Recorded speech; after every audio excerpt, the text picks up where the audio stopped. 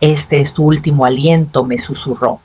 Luego vino el siseo suave mecánico del tubo plástico que se soltaba de su conexión. Sentí el cambio antes del silencio. Nada de aire, nada de zumbido, solo el peso de la traición aplastándome el pecho. La mano de Tadeo se movió sin titubear. Yo no me inmuté, no parpadeé. Los sedantes que me habían dado eran suaves, apenas para adormecer el dolor en los pulmones. Pensó que estaba inconsciente, indefensa, fácil. Escuché cómo se quedó ahí, mirándome, como queriendo obligar a mi cuerpo a quedarse quieto para siempre. Así está mejor, murmuró. Ya está medio oída. Esa voz tranquila, suave, no sonaba nada al chamaco que yo cargaba en brazos después de las pesadillas. Ese chamaco ya no existía. El monitor cardíaco se fue desacelerando cada pitido más espaciado. Yo seguí su ritmo, inhalando apenas por la nariz, dejando que el pecho subiera lo justo, como dormida vulnerable, que creyera. Al minuto se volteó hacia la puerta. Oí sus pasos detenerse, luego alejarse. Un susurro se coló por la rendija palabras para Marisol. Ya está hecho, dijo. La puerta se cerró con un clic. Mi mano buscó el botón de llamada, pero me detuve. Si tocaba vendrían, sí, pero él sabría. Y si sabía, huiría. Necesitaba más. Necesitaba entender hasta dónde había llegado y por qué. Mis dedos encontraron el tubo desconectado. Lo encajé de nuevo. El oxígeno entró limpio, frío, filoso. Mis pulmones respondieron antes de que pensara. Aspiré hondo. El monitor volvió a su ritmo. Me arropé hasta la barbilla, ojos cerrados escuchando. Del pasillo, risas. Ligeras, despreocupadas. «Mañana avanzamos», dijo la voz de Marisol. «Por fin libres», respondió él. «¿Libres de qué? De mi presencia, de mi nombre en la escritura, de lo único que les impedía llamar lo suyo». Me quedé quieta. Pulso firme, ya respiración profunda. El aire ya no robado. Mañana volverían. Pero yo también. Antes del hospital, mis días se desplegaban como relojito. Me gustaba así callado, predecible. Un café a las 6. El crucigrama a las 7. A veces regaba las macetas del porche antes de que el sol pegara fuerte.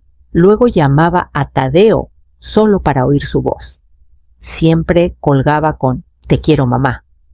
Por un tiempo creí que lo decía en serio. Después del derrame, todo se fue al carajo. Me temblaban las manos, las palabras se me escapaban. Tadeo dijo: «Ven a quedarte con nosotros hasta que estés firme otra vez». No discutí.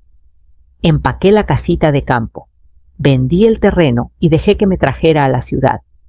El cuarto de huéspedes que me dieron tenía un vacío como de visitas cortitas. Un cajón del buró no cerraba.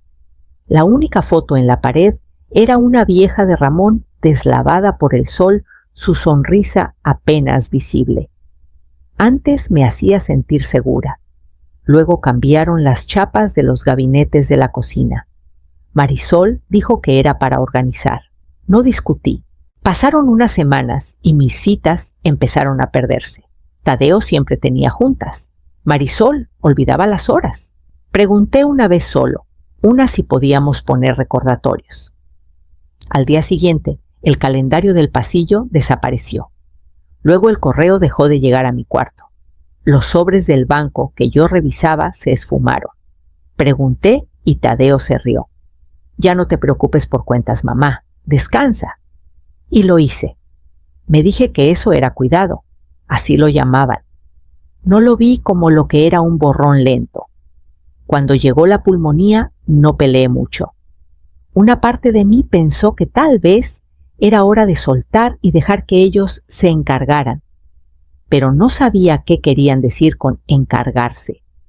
La noche que oí a Tadeo desconectar el oxígeno, quedó claro. No era cuidado. Era un final.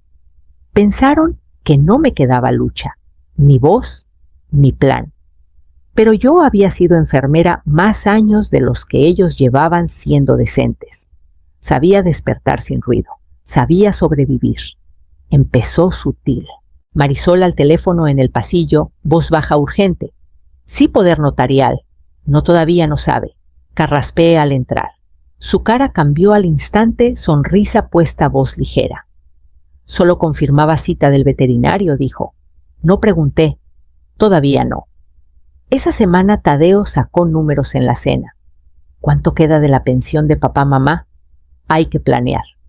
Su tono iba envuelto en preocupación, pero no cuadraba. No con cómo me miraba fijo, como si estudiara un balance. Le dije que la pensión de Ramón estaba bien constante. Asintió, cambió de tema. Pero algo ya había girado. En el hospital el cambio fue más filoso.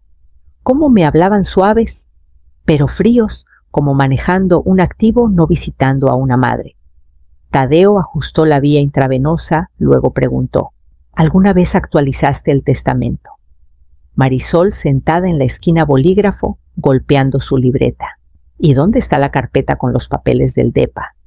Añadió, como si pidiera la lista del mandado. Su letra corría por la página.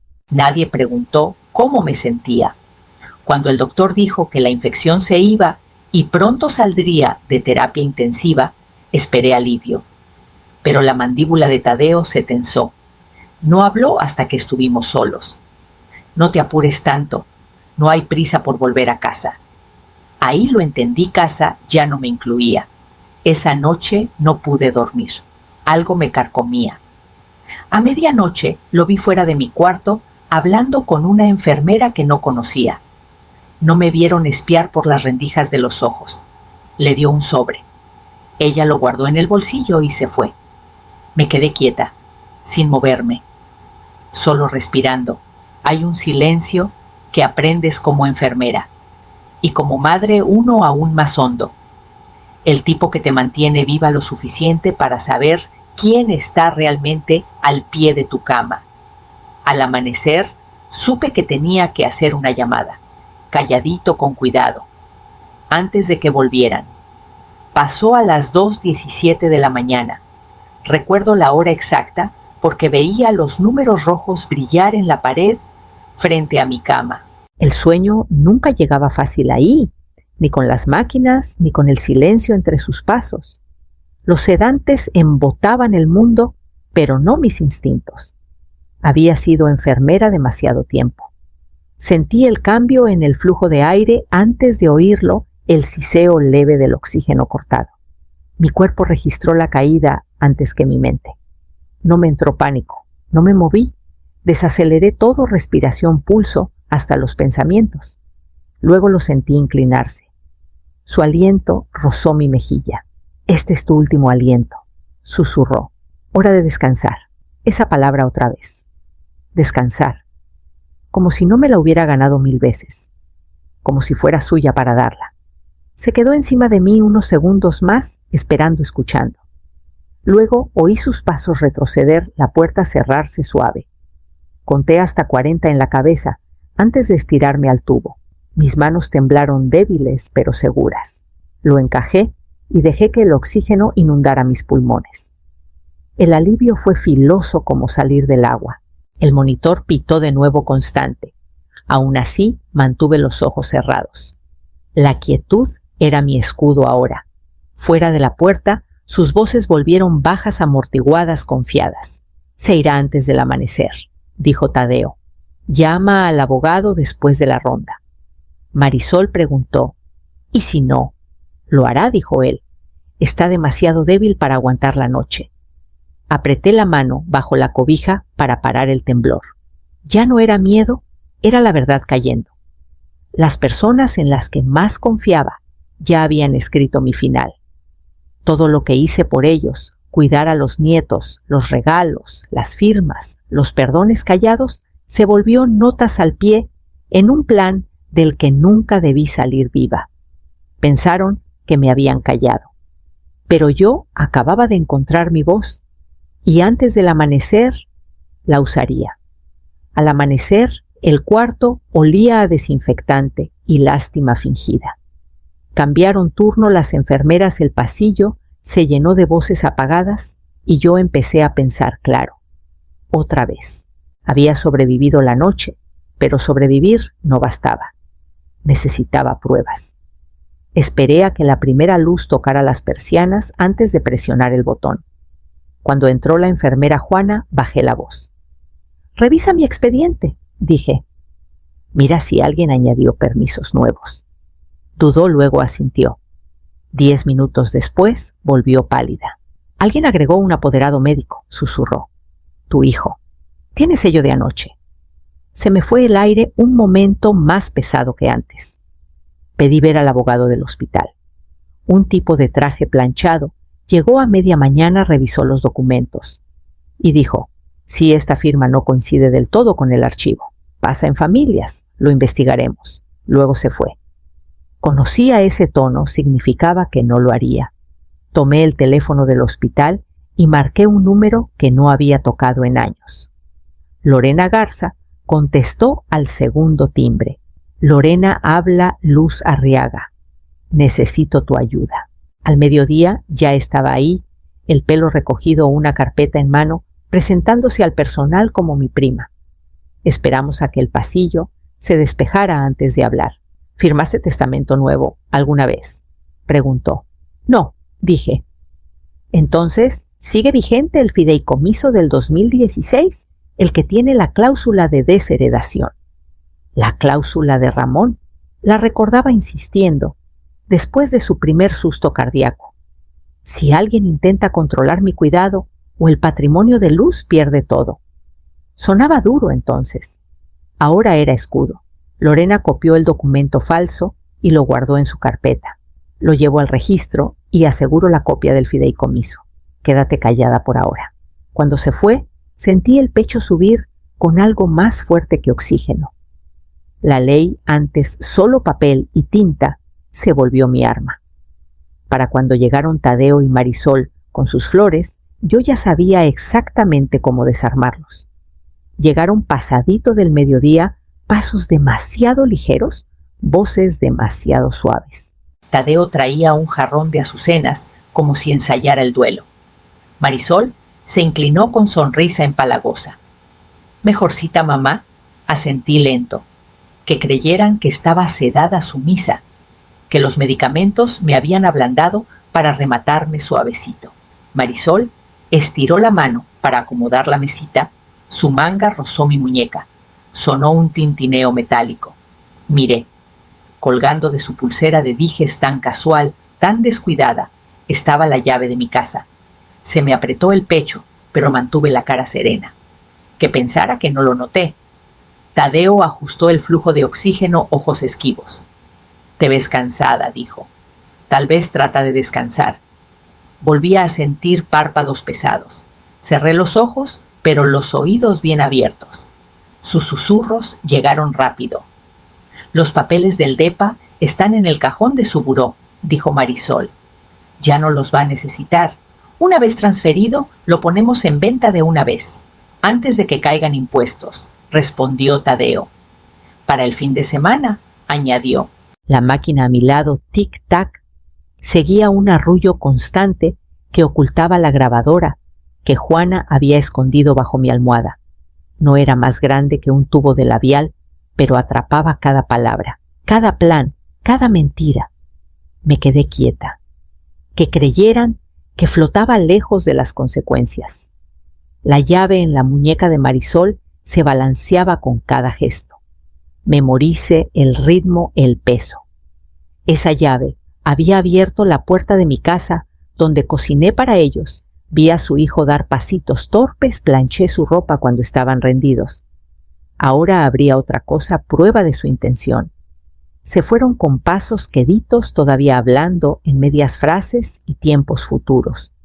Miré el techo sin parpadear. La justicia no necesita gritar. A veces solo necesita respirar. Esa tarde, Lorena tendría la grabadora y yo estaría lista para la siguiente visita. Lorena volvió después de la comida con suéter beige y gafete del hospital prendido al cuello. Para cualquiera que mirara, era una trabajadora social más agotada, pero detrás de su carpeta había copias certificadas y con sello de cada documento que Tadeo había falsificado. El plan era sencillo, grabar testigos, exponer. Al caer la tarde, 2 cámaras discretas quedaron montadas junto a los monitores. Juana firmó la instalación, anotándolas como parte de una nueva iniciativa de seguridad al paciente. Tadeo ni levantó la vista cuando entró. Nunca lo hacía. Entró con sus props de siempre, un termo de té voz baja, esa cara de preocupación que sale bien en fotos. ¿Cómo sigues, mamá?, preguntó acercándose. Asentí débil, mirada perdida más allá de él. No lo notó. Sus manos se movieron con propósito, dedos rozando otra vez la línea de oxígeno. Se inclinó tan cerca que olí la menta de su chicle antes de las juntas. Hay que avanzar, susurró. Demasiadas cuentas, demasiada espera. No querrías que los impuestos se lo comieran todo, ¿verdad? La cámara parpadeó en rojo detrás del monitor. Tocó el tubo levantándolo suave, como midiendo el peso de su decisión. Esta vez, dijo, sin interrupciones. Mi mano se movió bajo la cobija, presionando la alerta silenciosa que Juana había puesto esa tarde. Seguridad llegó en segundos, sin escándalo, sin sirenas, solo pasos firmes y una orden que da. Señor, por favor, aléjese de la paciente. Tadeo se volteó todavía agarrando el tubo. Su cara se le cayó en capas confusión, miedo, cálculo. La luz del techo se encendió. Entró Lorena con 2 testigos del personal detrás. Su voz calmada, firme. Señora Arriaga, revisamos sus autorizaciones recientes. Tendrá que acompañarnos. Tadeo me miró. Le sostuve la mirada sin parpadear. Casi das en el clavo con la hora, dije. El tubo se le resbaló de la mano. Después, cuando se lo llevaron, Juana se sentó junto a mi cama y no dijo nada. No hacía falta. Las cámaras seguían grabando, pero el show había terminado. Mañana empezaríamos con los papeles. La mañana siguiente empezó con tacones en el pasillo, firmes con propósito. Entró primero Lorena, seguida de 2 detectives de civil. Me saludaron con la cabeza antes de poner sus carpetas en la mesita rodante. El hospital lo tenía todo registrado. El video, el audio, los formularios de apoderado, con la firma falsificada de Tadeo. Todo ahí, con sello horario, claro como el agua. Tadeo estaba sentado en una silla, al fondo muñecas esposadas flojas al frente. Su voz salió demasiado calmada. Fue un malentendido, dijo. Ella está confundida. Confundida. Esa palabra otra vez. La usaban cuando querían que desapareciera sin ruido. Había pasado la vida dejando que tradujeran mi silencio como debilidad. Ya no. Lorena le pasó una carpeta a uno de los detectives. Todo coincide con los registros del fideicomiso, dijo. Sus solicitudes de acceso empezaron la misma semana que se añadió el apoderado. Leyeron los papeles línea por línea, metódicos y fríos. Cada negación de Tadeo solo confirmaba su culpa. El video no dejaba hueco para dudas. Él también lo vio cuando se le tensó la mandíbula y bajó la mirada al piso. Marisol llegó poco después, su perfume entrando primero. Irrumpió en el cuarto, voz aguda y temblorosa. Esto es una locura. Ella nos está tendiendo una trampa. Mi esposo solo quería ayudar. Lorena no alzó la voz. Abrió una carpeta, sacó una sola hoja y la puso en la mesa. La cláusula se mantiene, dijo Pareja. Cualquier intento de interferir con el cuidado médico o el patrimonio de Luz anula automáticamente su herencia. Por un momento, el cuarto quedó en silencio, salvo el zumbido de la máquina de oxígeno. Luego lo vi el destello en sus caras, cuando entendieron que ya habían perdido. Los detectives lo sacaron calladito, sin gritos, sin pelea que dar. Me quedé quieta a la calma, volviendo no como paz, sino como entendimiento. Me habían robado suficiente aliento. No les daría también mi voz. Para cuando el pasillo se vació, Lorena ya preparaba el siguiente paquete de documentos. Mañana, dijo, aseguraríamos la casa. 3 semanas después, crucé mi propia puerta principal otra vez. Habían cambiado las chapas, reescrito la escritura, congelado y reasignado las cuentas. Era mía no solo en papel, sino en carne y hueso. El silencio adentro se sentía distinto ahora. No hueco, no de luto, solo limpio. Habían desmantelado el cuarto de huéspedes de su escenografía cuidadosa. Las velas aromáticas de Marisol se fueron. También las carpetas del aparador, esas que nunca recordé darles acceso. Abrí las ventanas, aireé cada cuarto y preparé té como antes. La cocina volvió a oler a jengibre y madera vieja. Los vecinos pasaron por turnos. Sopa dejada en el porche, un pan, flores sin tarjeta. Nadie preguntó qué pasó.